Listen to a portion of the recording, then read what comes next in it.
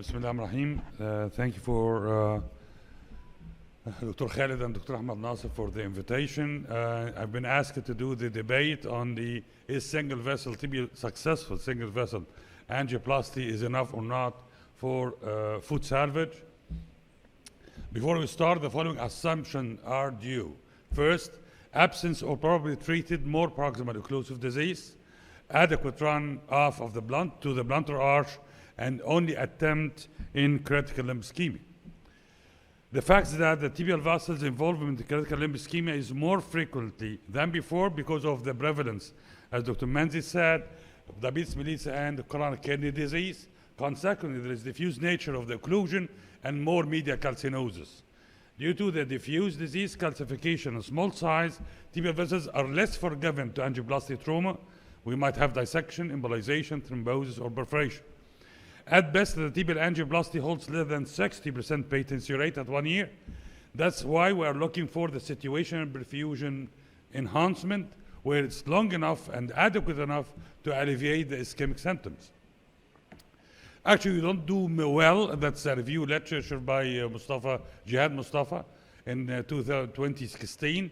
It showed that out of 9,399 below knee lesions, the primary patency at 1 year is around 60, repeat revascularization about 18, and major amputation is about 14.9. So we're not doing that good. So there's two main aspects when I compare single vessel or multi-vessel tibial angioplasty. Is more is better, and is it safely repeatable or not? The actual, my standpoint is no.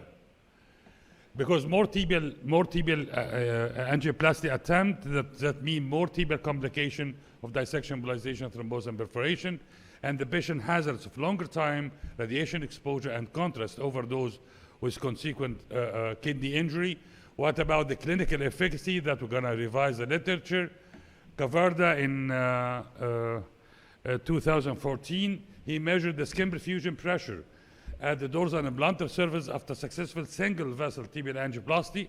It had been significant after each procedure. However, 50% only respond to the related angioosome increased perfusion. 𝗘𝗏 et al. To validate the skin perfusion pressure had measured across with the toe plethysmography and shows both of them are in linear relationship.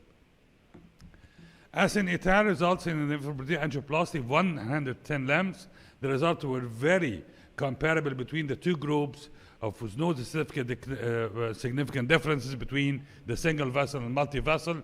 And in his conclusion, he said wound healing occurs at least when one tibial is in line flow to the foot, and while restoring flow to the multiple vessels confers no additional benefits. Amber et al., which is a real-world experience, had make a group with intention to treat all tibial vessels. But however, the results were classified into three: combined revascularization, that's only 10% of the cases; direct revascularization, that means affecting the vessel of the angiosomal vessel that reaches the target of the problem with the foot; and the indirect revascularization through another vessel not involving in the affected angiosome. So we notice that the combined revascularization was only successful in 9%, a dream that's never come true, and the statistically difference regarding limb salvage, freedom of major amputation were okay and equal between combined group and direct group. However, the indirect group showed less wound healing. Does it improve the outcome? Gishamori, in retrospective reviewing single tibial angioplasty without inline flow and patient with inline flow, he found both of them there's a patent arch. The results are okay: 88% amputation free, 99% limb salvage, and 90% wound healing, while without flow to the arch is 65%, 88%, and 80%. So you better look for, as we said before, assumption that we have a patent blunter arch. Soares' retrospective cohort showed that the attempt at multi-vessel will reduce harm in 8% acute kidney injury and 16.2 preoperative mortality. Lastly, Lavangia, that's a recent one in 2020, he searched the vascular quantitative initiative. He found out 11,000 cases, ended up by analysis in 700, and showed the difference between single vessel and the multi-vessel, and he came up with the conclusion that a single vessel with the inline to the foot had produced the same results as a multiple vessels, actually with less patient morbidity and patient exposure with better kidney function. Thank you very much.